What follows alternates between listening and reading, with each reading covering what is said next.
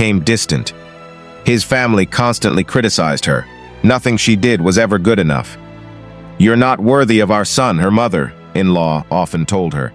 The words cut deeper than a knife. Instead of support, in a quiet town near Nakuru, Kenya, lived a 29-year-old woman named Wanjiru.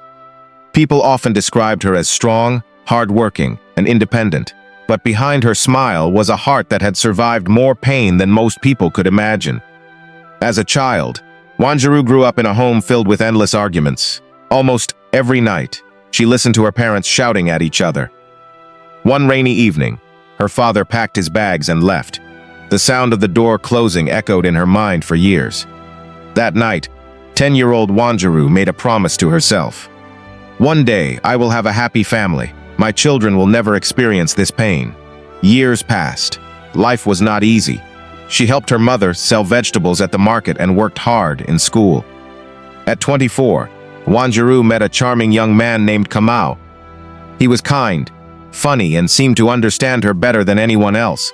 For the first time, she believed her dream of a happy family was finally coming true.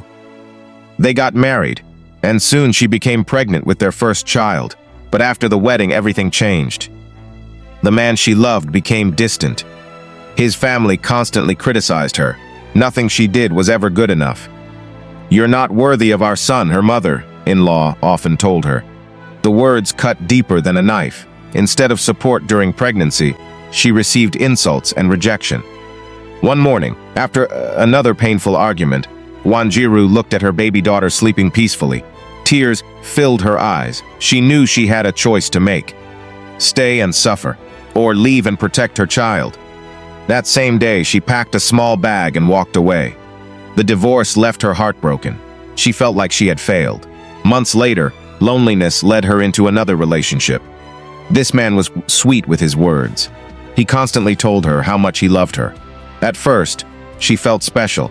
Then the requests started. "Wanjiru, can you help me with some money? Just this once." Then another request, and another, and another. Before long, she was paying his bills, funding his lifestyle, and solving all his problems. One evening, she checked her bank account and realized how much she had sacrificed. Suddenly, the truth became clear. He didn't love her. He loved what she could provide. That night, she ended the relationship, heartbroken once again. Years later, she tried opening her heart one more time. The third man seemed perfect. He promised forever. He spoke about marriage. He even talked about building a future together. Then came the lies, the late-night disappearances, the secret phone calls, and finally, the cheating. Wanjiru felt crushed. One evening, after discovering another betrayal, she sat alone in her room and whispered, "Maybe love just isn't meant for me." From that day forward, she stopped searching. Her daughter became her entire world. She focused on work and opened a small grocery shop. The business slowly grew. Customers loved her honesty and kindness. Although she smiled at everyone, deep inside she carried invisible scars. Then one ordinary Tuesday afternoon, a customer walked into her shop.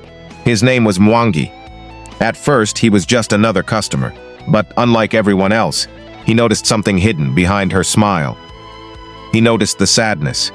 Over the following weeks, he kept returning, sometimes to buy bread, sometimes to buy milk, sometimes for no reason at all. Little by little, conversations began. Unlike the men from her past, Mwangi never rushed anything. He never made grand promises. He never asked for money. He simply showed up, consistently, patiently, kindly. Still, Wanjiru struggled to trust him. Every act of kindness made her suspicious. Every delayed phone call filled her with fear. Her past had taught her that love always ended in disappointment. One evening, while closing her shop, Wanjiru was confronted by thieves. Terrified, she called Mwangi. Without hesitation, he rushed to help her. After the incident, she broke down crying. For years, she had carried her pain alone. That night, someone finally stayed. Someone finally listened. Someone finally cared. As months passed, their bond grew stronger. Mwangi treated her daughter like family. He respected Wanjiru's boundaries. He encouraged her dreams. And for the first time in many years, her house felt filled with laughter again. One day, Mwangi visited his father. "I've met someone," he said. His father smiled. "Then take care of her heart." Women who have suffered deeply need patience, not promises. Mwangi nodded. That's exactly what I intend to do. A few weeks later, Mwangi secretly gathered friends and family. He had a surprise planned. Meanwhile, Wanjiru believed they were attending a simple dinner. When they arrived, she was shocked. The venue was beautifully decorated. Flowers covered the room. Soft music played in the background. Before she could understand what was happening, Mwangi walked toward her and knelt down. Holding a ring, he looked into her eyes. Wanjiru, you've survived heartbreak, disappointment, and pain, yet you never stopped being kind. You are the strongest woman I know. Will you marry me? Tears streamed down her face. For a moment, she couldn't speak. Then she smiled. Yes, the room erupted with applause. Months later, they celebrated a beautiful wedding surrounded by family and friends. For the first time since childhood, Wanjiru finally experienced the kind of love she had always dreamed of. Not a perfect love, not a fairy tale, but a patient, genuine, and faithful love. She learned that the right person cannot erase old scars, but they can help you stop carrying them alone.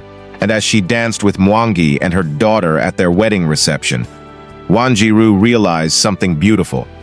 Sometimes, the greatest love arrives when you've stopped searching for it. And sometimes, after every heartbreak, life still has a happy ending waiting for you.